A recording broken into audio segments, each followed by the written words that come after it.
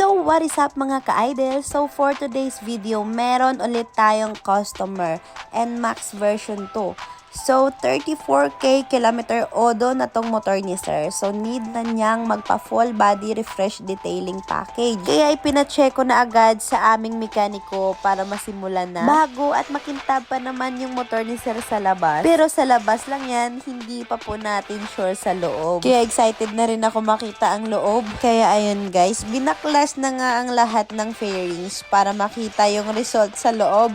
So ayan na nga, nakikita nyo yan guys, meron na siyang bahay, oh. Ayan, tingnan nyo naman yan. Meron ng bahay.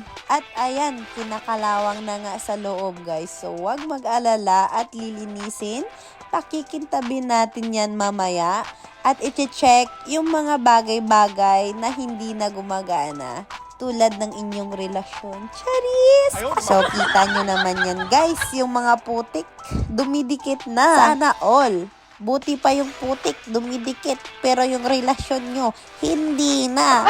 Oy, joke lang, guys, ha? Naku, tama na ngang daldal yan. At sasabihin ko na sa inyo yung mga step by step na gagawin nila at included sa package natin. So, una, syempre, kailangan natin throttle body and FI cleaning, ha? Syempre, lilinisin natin ang throttle body at fuel injector. Pangalawa naman is magneto cleaning, repaint, stator cleaning. Kailangan din itong linisin ng mabuti, guys, para iwas overheat at masira ang charging system. Syempre, yung pangatlo, change fuel filter. Kailangan natin magpalit ng fuel filter. Ang bantay ng gasolina natin, sinasala nito ang dumi bago pumasok sa engine. Kapag barado na, babagal lang takbo at masisira ang fuel pump. Kailangan natin guys magpalit ha, siguradong malinis ang daloy ng gasolina pag nagpalit na tayo. Pang-apat naman is yung CVT cleaning. So, kailangan natin ng CVT cleaning, guys.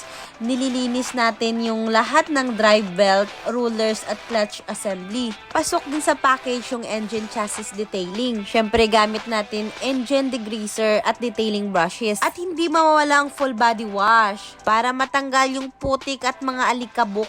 At tingnan nyo naman itong magneto ni sir, guys. Ay naku, kinakalawang na nga talaga. Syempre, hindi makukumpleto yan kapag walang electrical check and troubleshooting. Ayan, poging-pogi na yung motor ni sir. So, maraming salamat sa panunood. So, sa mga need magpa full body wash, visit lang po kayo dito sa Justin Moto Gears. Thank you for watching!